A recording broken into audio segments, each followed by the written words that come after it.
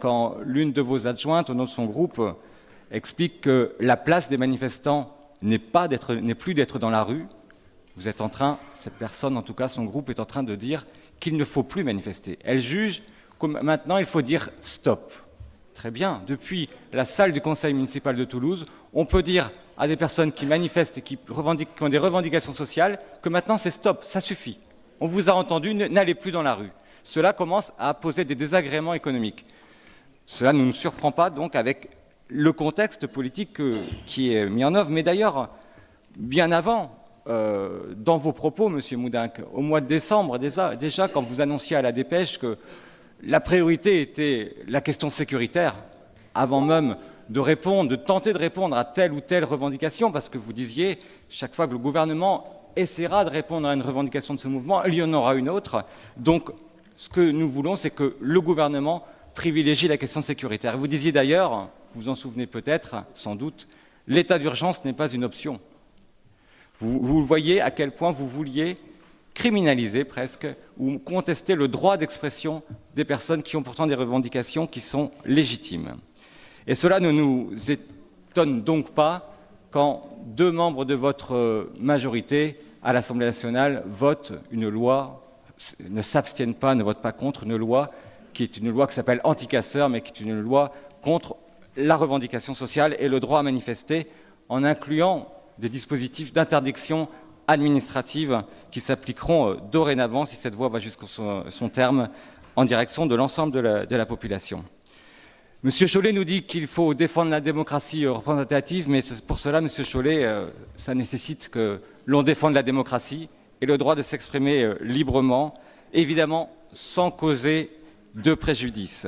Cela ne nous étonne pas non plus quand nous reprenons les mots, je ne vais pas le citer ce matin, de M. Bolzan dans ses tweets, qui confond les incidents du marché de Noël de Strasbourg avec les incidents du marché de Noël de Toulouse.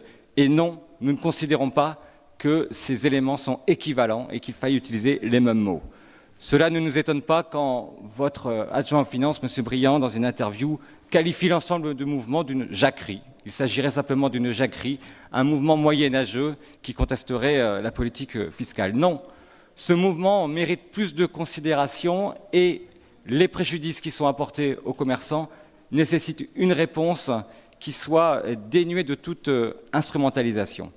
Nous voterons ces délibérations parce qu'elles sont nécessaires et nous regrettons évidemment les événements qui les ont rendues nécessaires, mais nous avons un certain nombre de questions à poser que nous avons évoquées d'ailleurs dans la commission qui a précédé le conseil municipal. Tout d'abord, nous aurions préféré qu'au lieu d'une mesure d'exonération aussi large, il puisse y avoir le temps d'un travail sur l'impact, commerce par commerce, en perte de chiffre d'affaires sur les samedis de décembre et les samedis de janvier et de février.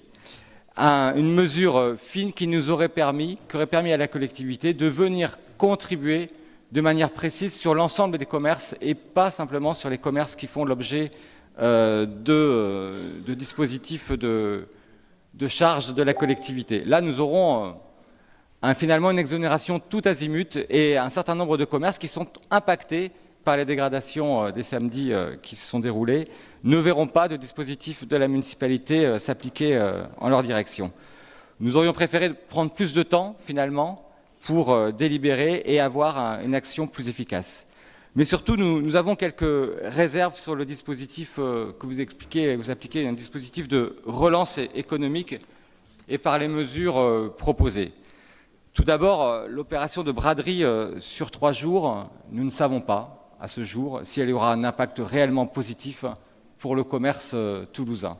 Est-ce que les personnes vont consommer plus parce qu'il y aura 3 jours de braderie supplémentaires?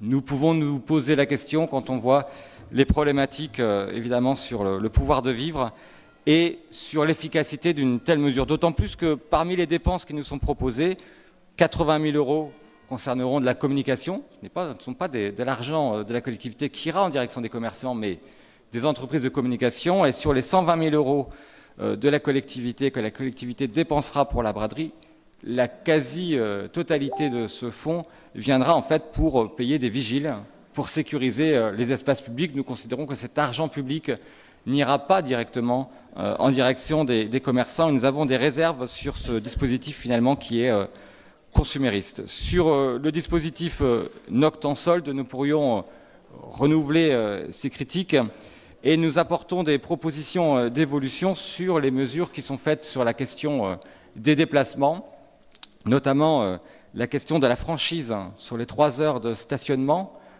Ça a été expérimenté sur 2 week-ends, il me semble, au mois de décembre, et l'on a vu que cela était peut-être efficace pour permettre aux personnes de venir en voiture faire leurs courses de Noël, en tout cas si elles ne dépassaient pas les 3h01 et qu'elles pouvaient avoir bénéficié de la franchise.